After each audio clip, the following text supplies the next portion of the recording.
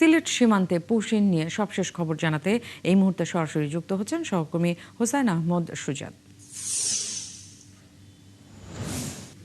সুজাত, একটু জানতে চাই, সিলেটের পাহাড় ও জঙ্গলের দুর্গম সীমান্ত, সেক্ষেত্রে সেটা আসলে এই সীমান্তগুলো কতটা ঝুঁকিপূর্ণ? আপনি সেখানে পুশিনের কোনো ঘটনা দেখেছেন কিনা? বিজিবি কতটা তৎপর সেটাও একটু জানাবেন আমাদেরকে। দেখুন ন্যান্সি, সত্যি সিলেটে আসলে যে 600 কিলোমিটার সীমান্ত রয়েছে সিলেট সেক্টর এবং শ্রীমঙ্গল সেক্টর মিলিয়ে, তার বেশিরভাগ অংশই কিন্তু দুর্গম এলাকা। তো সেক্ষেত্রে আসলে আমরা যেটা দেখেছি যে বিজিবির কড়া নিরাপত্তা এবং সাধারণ জনগণের সহযোগিতার কারণে কিন্তু এখন পর্যন্ত সিলেটের এই 600 কিলোমিটার সীমান্তে কোথাও কিন্তু কোনো ধরনের পুশব্যাক বা পুশিনের ঘটনা ঘটেনি। আমরা বিজিবির সাথে কথা বলেছিলাম।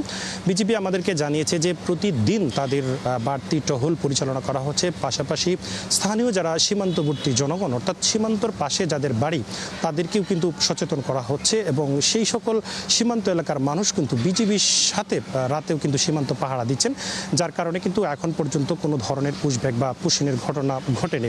পাশাপাশি হবিগঞ্জের যে এলাকা রয়েছে অর্থাৎ 55 ব্যাটালিয়নের অধীনে যে সকল এলাকা রয়েছে পাহাড়ি এলাকা, সেই সব এলাকাতে কিন্তু বিজিবি আধুনিক ড্রোন নজরদারি নিয়ে এসেছে। অর্থাৎ সেই ড্রোন রাতে এবং দিনে আকাশে ঘুরে বেড়ায় এবং সেই ড্রোনের মাধ্যমে আসলে শনাক্ত করা সম্ভব হয় যে যদি কোনো ব্যক্তি পাহাড়ি এলাকায় দুর্গম এলাকা দিয়ে অবৈধভাবে ভারত থেকে বাংলাদেশে প্রবেশ করতে চায়, সেটা আসলে সহজেই চিহ্নিত করা যায় এবং তাদেরকে ধরা যায়। তো বিজিবি আমাদেরকে জানিয়েছে যে আসলে কোনোভাবেই কিন্তু সিলেট অঞ্চলে অর্থাৎ সিলেটের যে 600 কিলোমিটার সীমান্ত এলাকা আছে সেই সকল এলাকায় তারা পুশিন বা পুশব্যাকের ঘটনা তারা কোনোভাবেই মেনে নেওয়া যাবে না এবং সরকারের কঠোর নির্দেশনা সেখানে রয়েছে। এবং আমরা যেটা দেখেছি যে সিলেটের অধীনে যে কয়েকটা ব্যাটালিয়ন আছে, বিশেষ করে 48 BGB Sylhet, 19 BGB Zakiganj, 52 BGB Beanibazar, Habiganj BGB 55 এবং শ্রীমঙ্গল বিজিবি, অর্থাৎ যে কয়েকটা ব্যাটালিয়ন আছে সব কয়টা ব্যাটালিয়নের অধিনায়ক থেকে শুরু করে একবারে ল লেভেলে যে সকল সৈনিকরা আছেন সবাই কিন্তু এই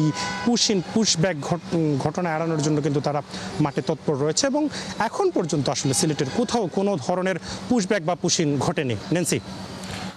সুজাত, আপনাকে ধন্যবাদ।